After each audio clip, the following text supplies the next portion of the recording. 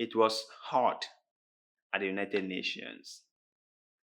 It was tooth for tat. Mali and France. Remember I told you on my previous video that the Malian government has kicked out the French from Mali. They complained about France's inability to push back the insurgency groups that are disturbing the lives and daily activities of Malians. They said that France has been in Mali for almost a decade now, and there isn't any significant gain that they can show or that France can present to the people as what they have been doing in Mali for the length of time they have been there. That France has been highly ineffective in pushing back those insurgency groups. So there was no point for them hiring an ineffective employee. And I do understand, and I believe most of you guys would understand that no one wants to keep an ineffective employee. If you are an employer or a business person, you want your employees to be highly effective. So if someone is not being effective at their job, you have no choice but to fire them. And that was exactly what Mali did to France. And I'm sure France is having some grudges and waiting for the right moment to strike back. Because if you know France very well, they never take anything lying low. They never. They will just lay low and bide their time. And if you're not being careful, they will strike back. So, let's listen to the accusation made at the United Nations by the Malian delegation. An obscurant French junta who is nostalgic for neocolonialist, condescending, paternalistic and vengeful practices, which has carried out unprecedented illegitimate sanctions by the ECOWAS and UMOA against Mali. After 10 years of insecurity leading to thousands of deaths, refugees and internally displaced, is it not now a sacrilege for a Malian population who's a victim of insecurity and has been under embargo for 7 months by closing borders and seizing bank accounts in Mali? Thanks to its resilience and the solidarity of friendly countries and the African people, the Malian people is now foiling their plans. The French junta and its obscurantism is guilty of instrumentalizing ethnical differences by forgetting its responsibility for the genocide against the Tutsis in Rwanda. The Malian authorities have said they have complained before about France not respecting their jurisdiction, France bridging Malians' airspace, and France providing support to insurgency groups. And from someone like me, who is from Africa, I'm not shocked. I'm not surprised because I know what these so-called Western powers, these so-called civilized people, these so-called nations with democracy can do. They can only be as civilized as it doesn't affect their interests. They can only be as democratic as their interest is not being affected. They can only be as helpful as they get what they want.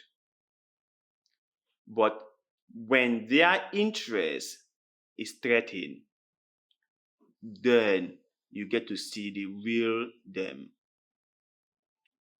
Threaten their interest and see what happens. Threaten their interest and you will see their real colors. Don't mind what they say about human rights, democracy, freedom of speech, blah, blah, blah, blah, blah, blah, blah. When they are getting what they want, they will preach all these fancy vocabularies. When they are looting and stealing behind the scenes, then they will say, we want peace. We want stability for Africa. We are here to make sure that the local Africans can live happily because they know what they are getting.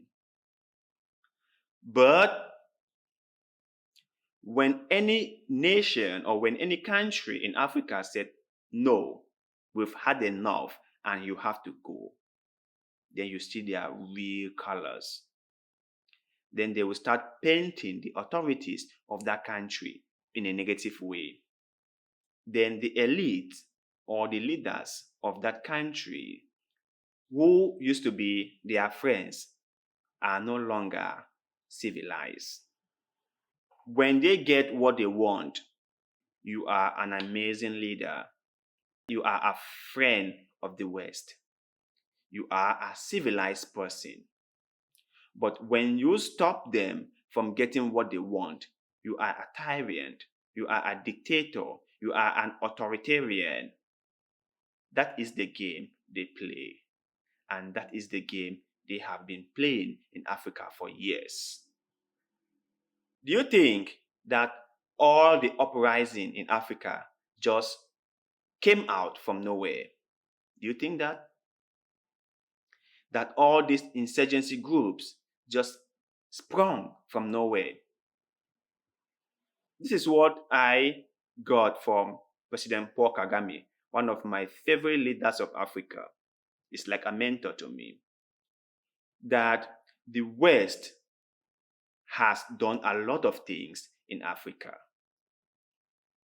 And many Africans who are knowledgeable enough understands or know about this.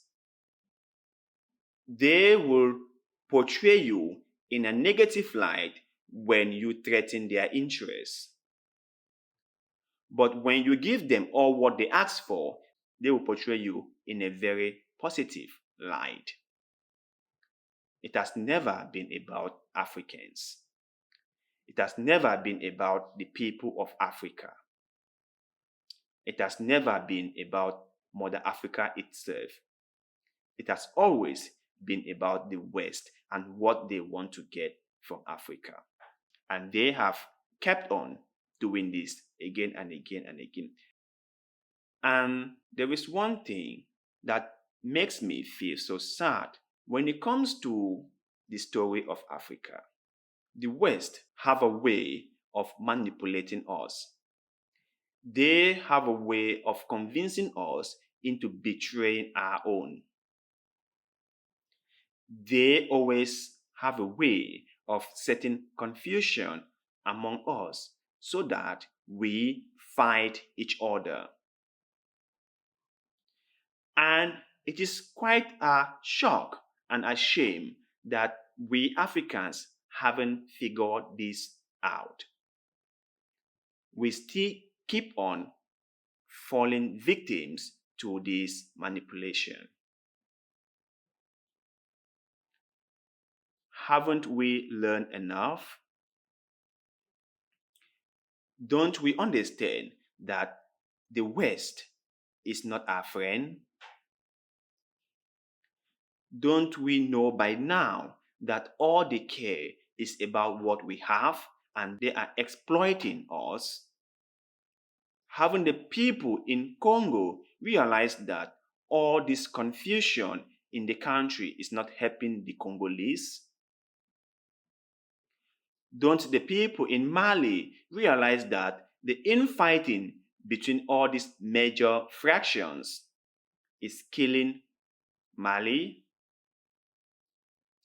Haven't the people in Chad realized that fighting against themselves will get them nowhere? That they will never win by fighting each other?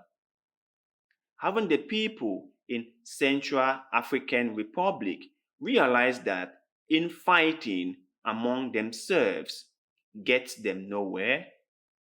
that when they are busy fighting, the West is busy exploiting? Haven't they understand that? My brothers and sisters of Africa and in Africa, we must all wise up. We must all know where we stand. And we must all make sure that outsiders do not infiltrate us and cause us to fight each other. We must understand that it's okay to agree to disagree. And disagreeing does not mean confrontation. We can disagree in a more civilized and constructive way. So, my brothers and sisters in Africa and of Africa, please share your thoughts with us in the comment section. What do you think about the speech made by the Mali delegation at the United Nations? Let us know in the comment section below. And you can also support us with $1 or more through the crowdfunding website, Patreon, or directly to us through our PayPal account. Find all links and how you can support us on this channel description section. We shall be very, very grateful for whatsoever you send to us. Thank you very much and see you in the next one. Bye.